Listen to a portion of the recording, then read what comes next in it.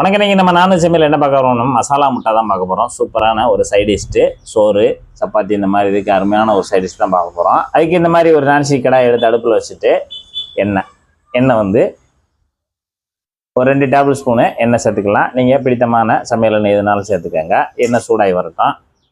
எண்ணெய் சூடான ஒரு 1/2 டீஸ்பூனு சோம்பு மட்டும் சேர்த்துக்கோங்க. சோம்பு அந்த எண்ணெயிலே பொரிஞ்சு வரட்டும். சோம்பு பொரிஞ்சோடனே ஒரு 10 பல்லு பூண்டு எடுத்து நல்லா 1-2 இடித்து வச்சுருக்கோம். அதை நம்ம இடித்த பூண்டை உள்ளே சேர்த்துக்கலாம்.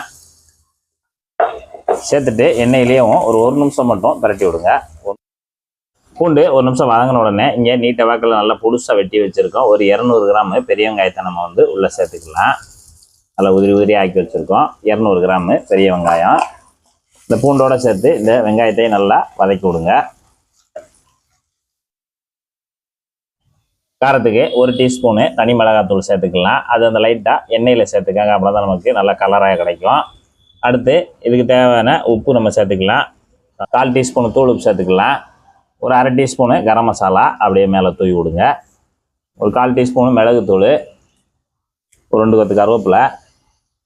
இப்போ லேசாக அந்த இருக்கிற எண்ணெயிலேயும் அந்த மிளகாத்தூளை லேசாக ஒரு பெரட்டிங்கன்னா கலர் நமக்கு நல்லா கிடைக்கும். நல்லா பெரட்டிட்டு இப்போ எல்லாத்தையும் சேர்த்து நல்லா கலந்து விட்டுறலாம். அவ்வளோதான், நமக்கு மசாலா கொஞ்சம் சிம்பிளான மசாலா தான், சூப்பராக ரெடி ஆயிரும். மசாலா போட்டு வெங்காயம் வந்து நல்லா இந்த மாதிரி ஒரு பாதிக்கு மேலே வதங்கினா போதும். பார்த்தீங்கன்னா இந்த அளவுக்கு வதங்கினா போதும். இந்த அளவுக்கு வதங்கின உடனே ஸ்டவ்வை வந்து சிம்மில் வச்சுருங்க. இப்போ நம்ம வந்து 5 முட்டை எடுத்து வச்சுருக்கோம். 5 முட்டையை நம்ம உடச்சி உள்ளே ஊற்ற போகிறோம். அப்படியே பக்குவமாக உடச்சி அடுப்பை சிம் பண்ணிடுங்க. சிம் பண்ணிவிட்டு முட்டையை மட்டும் உடச்சி அப்படி குவியலாக ஒரு இடத்துல ஊற்றிடுங்க. இந்த மாதிரி சின்னதாக ஒரு பள்ளம் பண்ணிக்கோங்க. பள்ளம் பண்ணிவிட்டு அந்த இடத்துல அப்படியே உடச்சி குமுக்குன்னு ஊற்றிடுங்க. உடச்சி ஊற்றிட்டு இப்போ நம்ம ஒரு மூடி போட்டு அடுப்பை சிம்மில் வச்சுட்டு நல்லா தம் கட்டி அந்த முட்டையெல்லாம் அப்படியே நம்ம அந்த சிம்மிலேயே வெந்து வரணும். இப்போ முட்டை உடச்சி ஊற்றி மூடி வச்சு ஒரு 5 நிமிஷம் ஆச்சு. 5 நிமிஷம் மசாலா மேலேயே நம்ம முட்டை சூப்பராக இந்த பார்த்திங்கன்னா இந்த மாதிரி வெள்ளை லேயராக நல்லா வெந்து வந்திருக்கு. இப்போ அடிப்பக்கம் தான் நமக்கு வெந்திருக்கும். இப்போ நம்ம திருப்பி விட்டு உள்பக்கத்தையும் நம்ம வைக்கணும். இப்போ இந்த மசாலாவை அப்படியே கட் பண்ணி விடுங்க. ஒரு ஓரமாக அப்படி நல்லா கட் பண்ணி விடுங்க. இந்த பக்கம் அதேமாதிரி அந்த ஒவ்வொரு பீஸையும் நல்லா கட் பண்ணி விட்டுருங்க.